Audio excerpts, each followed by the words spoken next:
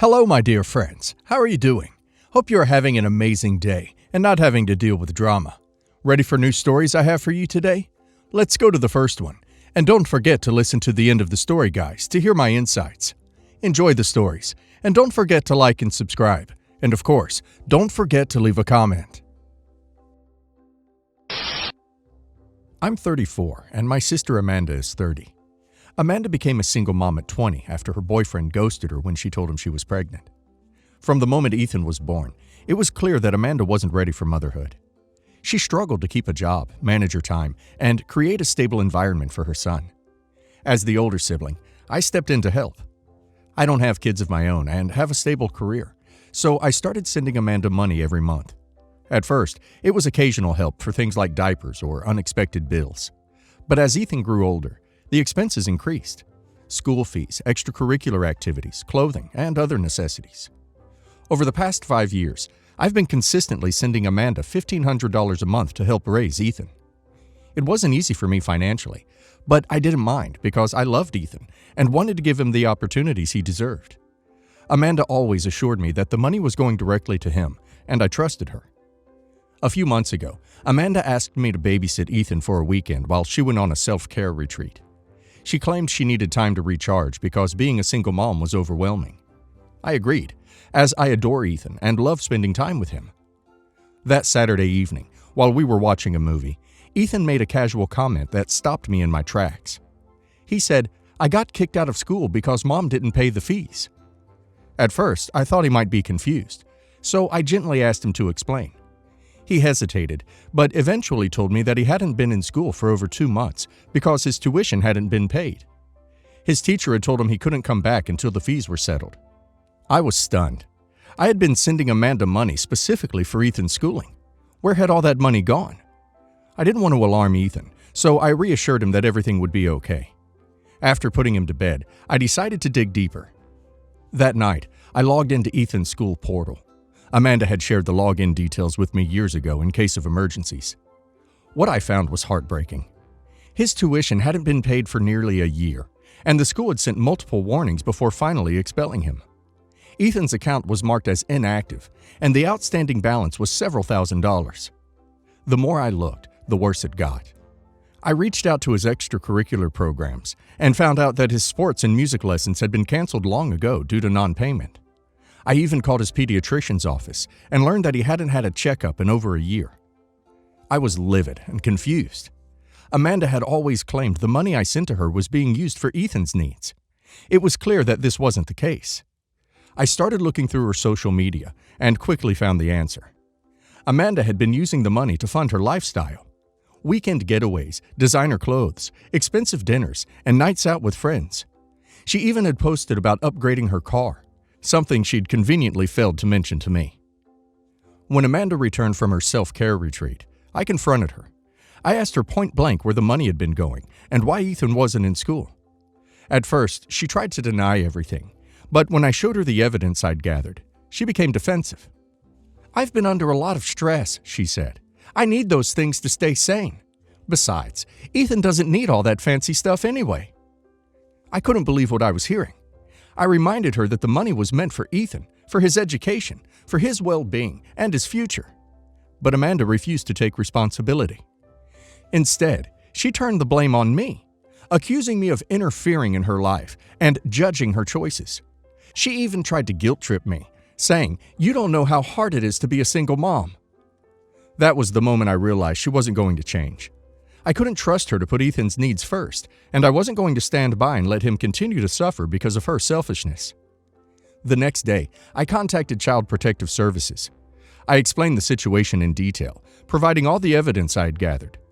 CPS launched an investigation, and what they found confirmed my worst fears. The investigation revealed everything I had already seen: a poorly maintained home, little food, and a child who was being neglected despite ample financial resources. Ethan's interview with CPS broke my heart.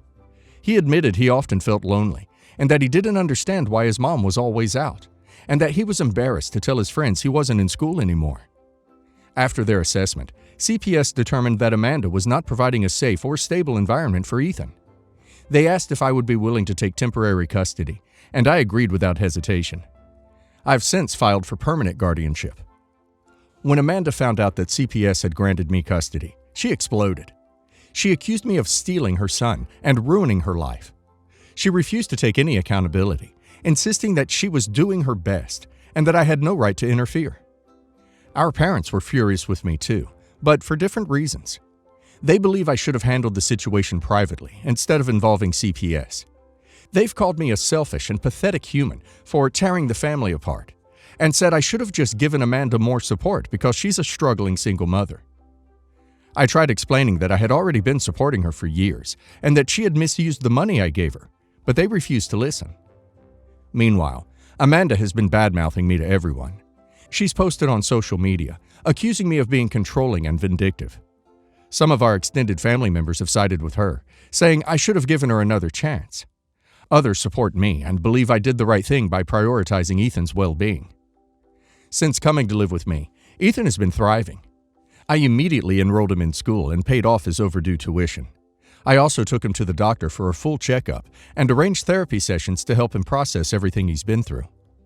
In just a few weeks, I've seen such a positive change in him. He's smiling more, making new friends, and excelling in his classes. For the first time in a long time, he feels safe and secure. He even told me, "I'm so happy to live here with you. It feels like home." Amanda has made it clear that she plans to fight for custody.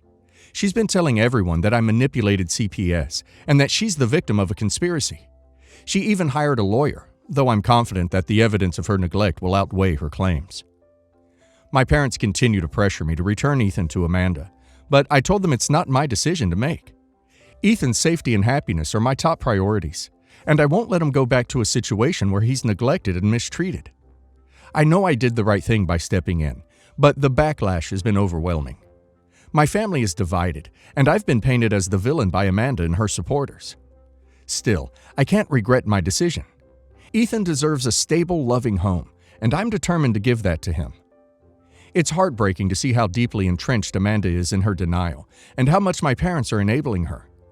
I hope that one day they'll see the bigger picture and understand that this was never about punishing Amanda. It was about protecting Ethan. Reddit. Am I the a-hole for taking custody of my nephew and involving CPS after discovering my sister's lies and neglect? Let's be clear. This isn't OP's fault, and it's not about tearing the family apart. Amanda's neglect and selfishness are what caused this situation. OP has been sending her a significant amount of money every month for years, and instead of using it for Ethan, she chose to prioritize her own luxuries. Ethan's living conditions and his admission about being out of school prove that OP had no choice but to act. OP's parents need to take a hard look at the reality here. Amanda let her son down, not OP. And now let's hear the community's opinion. Not the a-hole. You've gone above and beyond for your sister and nephew, and her actions are nothing short of disgraceful. You trusted her, and she took advantage of your generosity to fund her own lifestyle while neglecting Ethan's basic needs. Involving CPS was the right call. This wasn't something you could fix with more money or a private conversation. Ethan deserves stability, love, and care, and it sounds like you're giving him exactly that. Don't let your family's guilt-tripping make you question your actions. You did the right thing. Not the a-hole.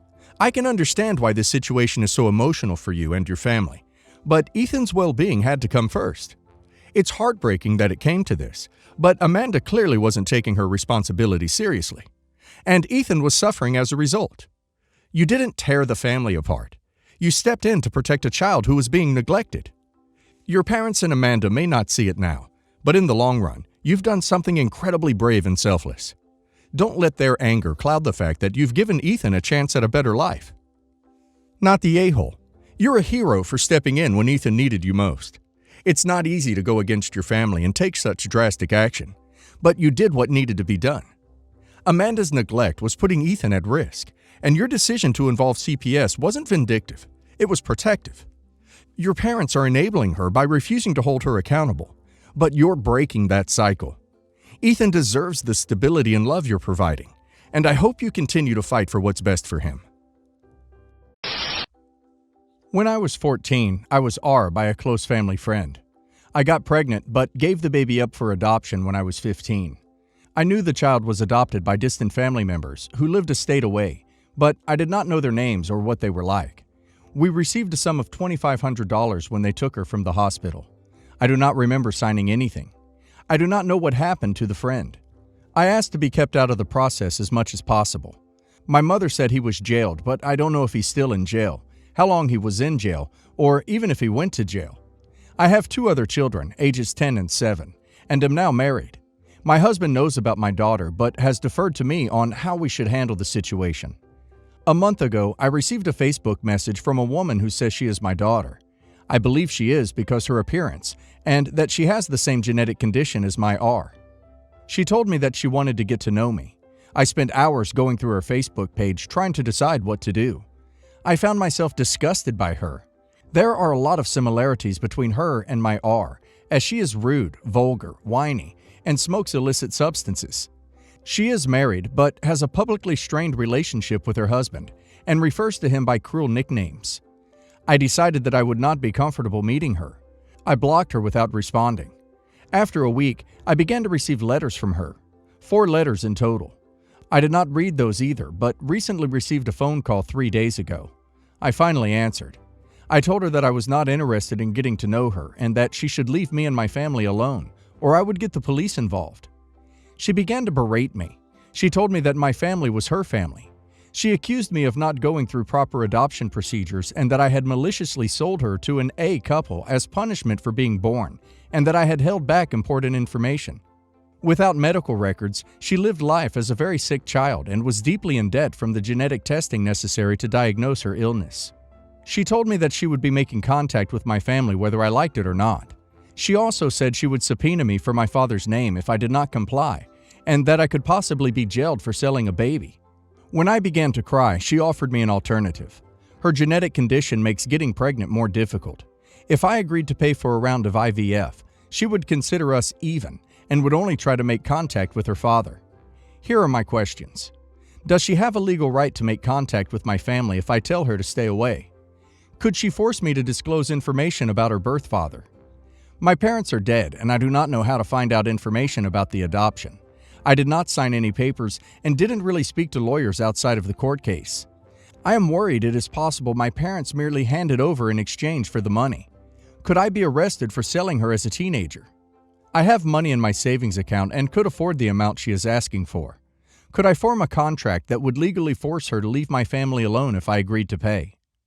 One point that has not been mentioned is that you were a minor at the time of her birth. You did not sell her. If your parents did, that's not on you. If the adoptive parents gave your parents money to help with your medical bills, that's legal and not selling a baby. Block this person. She can contact whoever she wants. They can also block her. Do not under any circumstances give this person money. Keep copies of her messages to you. Edit to say, she cannot force you to disclose anything outside of a court action. Even then, I have a hard time imagining the context in which she would be able to bring anything against you at all. She will not be successful if she tries to sue you because her adoptive parents were A. Me, 30 female, Mary, have been married to my husband, Jim, 33 male, for 4 years now. We met through a mutual friend and instantly clicked. We've always been open and honest, and as far as I know, we've never had any major issues. We would argue every once in a while, but the most part, we've been happy. Beginning 2020, pre-COVID, he met Haley, 28 female, 2 years ago. At first, I didn't have any issue with them being friends, as she's just a work friend. He talked to her every once in a while and would let me know. I never asked, he would tell.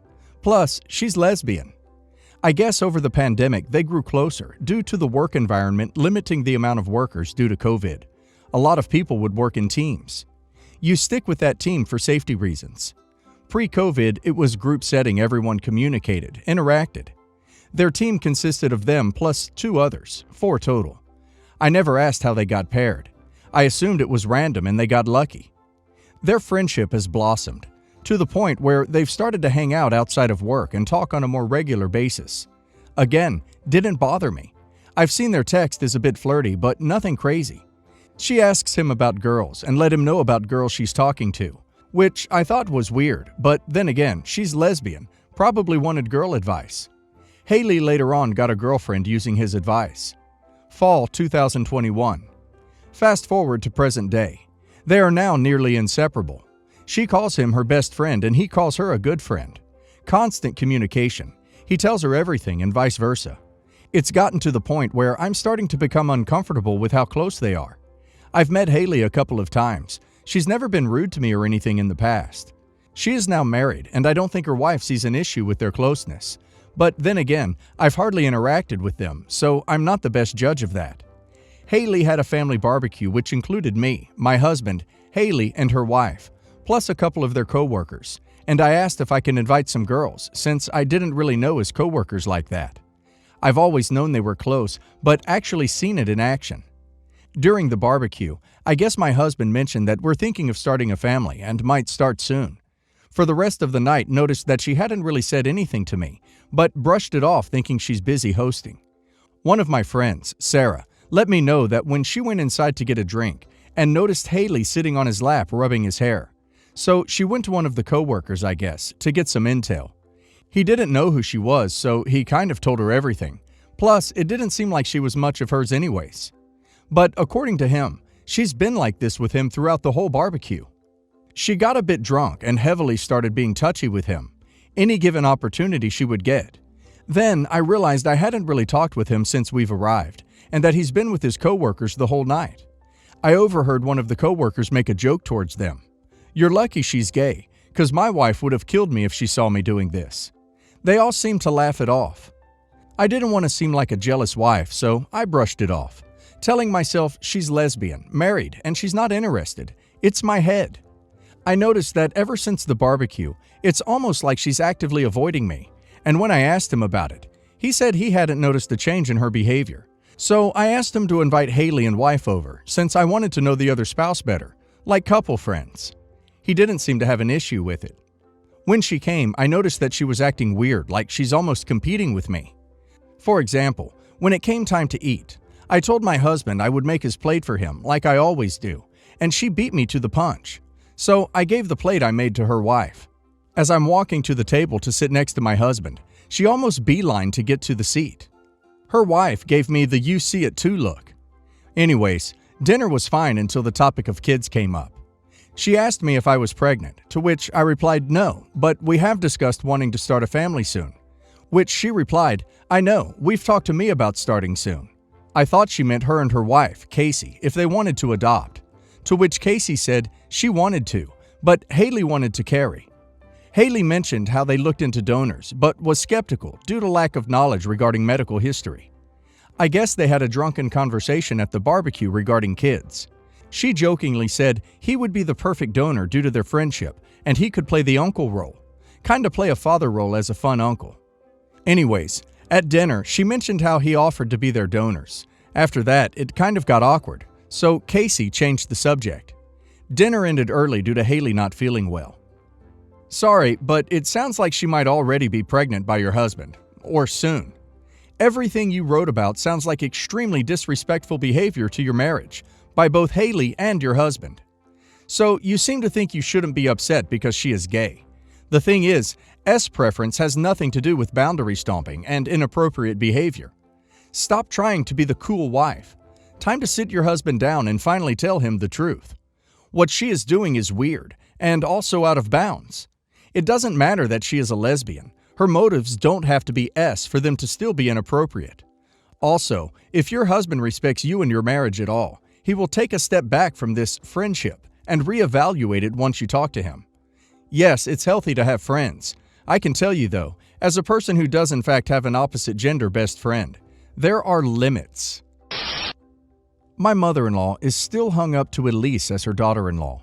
For some information, there was no cheating or anything. My husband divorced her because she decided she didn't want to work anymore after her maternity leave, and my husband had to provide for all of them. He didn't like it, and it ended their marriage. Elise is the one paying child support though, because my husband and I have the twins more than her.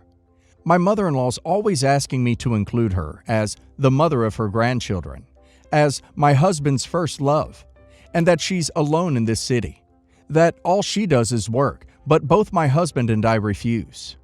Recently, my husband just got a big promotion and is finally landing in the position of his dreams. I was so happy and proud of him, so I decided to host a small party with family, mother-in-law, brother-in-law, and his family, the lovely twins, and some cousins, as well as friends. I did warn mother-in-law that Elise was not invited, and that if she dared to show up, I wasn't going to open the door. Well, my mother-in-law had the audacity to show up with her as +1, since father-in-law is not here anymore. I said this wasn't a wedding, so there aren't +1s. So I turned to Elise and say she should leave. But my mother-in-law tried to walk past me and said, "Nonsense, we are already here, move, girl." But I said no, and I stood my ground. My mother-in-law tried to play the "this was her house" card, but I just said it's mine now and she's not allowed in. She said, if she's not allowed, then I won't come either. And I was like, "'Kay," and closed the door. When going back to the kitchen, my husband asked who it was. I tell him it was his mother and Elise. My brother-in-law is like, "Did you close the door on my mother?" And I said, "Yes," again. He demands I open it, that I'm a nobody, that it's not my call. And I say that he's allowed to leave with her if he doesn't like it, and he does. My husband doesn't get mad, still enjoys the evening with the rest of the family and friends. But my mother-in-law and brother-in-law said I crossed a major line, and that this won't go unforgiven. Not the a-hole. Your husband backed you up. You gave mother-in-law fair warning and she crossed the line. Not the a-hole.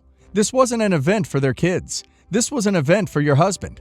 The ex is not his wife anymore, and no longer has a place in his life, beyond what he allows. Only a role for their kid's life. The mother-in-law is way overstepping boundaries.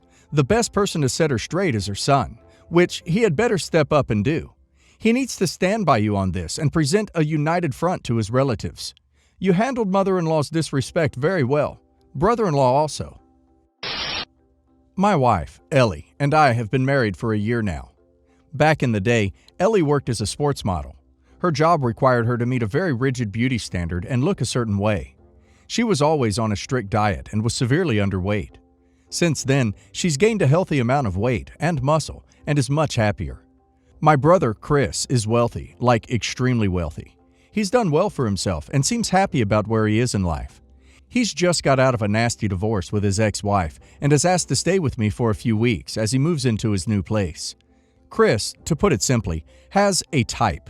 He believes that every woman should subscribe to his type. Any woman who doesn't fit his preference is automatically ugly and unlovable. He wants all women to conform to his standards, hell or high water. 2 days ago, Chris found some of Ellie's old magazine covers and commented on how beautiful she was back then. It's a harmless comment, sure, but he kept bringing it up, how much she's let herself go. I mean, kept bringing it up. Ellie goes for a run every evening, and as she was heading out the door, Chris told her to run fast enough to lose all the flabby bits. She rolled her eyes and laughed it off, but I told him to shut up.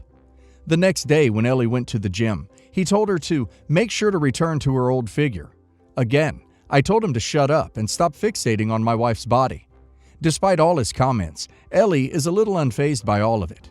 She says that she's used to it. By the end of the day, I was completely exhausted from listening to him. I was at my end, but Ellie, again, brushed him off with a smile and a laugh. When Ellie served him food, he made a joke about paying for her tummy tucks so that I can marry the right version of Ellie. The right version is the skinnier version of her. That comment set me off. I told him that his wife married the wrong version of him, and to pack his crap and leave my house. He did not take kindly to this and complained about how insensitive I was to his situation and how I made a low blow. He eventually left, but Ellie tells me that I could have kicked him out without the comment. Am I the a-hole? Not the a-hole. Okay, it was a low blow about his divorce, but given the revolting nature of his comments and the fact that he explicitly insulted your wife while you were putting a roof over his head, makes it understandable. You are only human. You were far more polite than I would have been. Your wife's responses are likely a coping mechanism for many years of prejudice and discrimination. You have a right and responsibility as a spouse to be upset and protect your wife from harm, to which you did. Your brother appears to have very little awareness of his own behaviors, which I imagine contributed to his divorce in the first place. He will either keep up this behavior until he has no relationships at all, or eventually fix himself. Either way, you are not obligated to be around that type of mess to find out.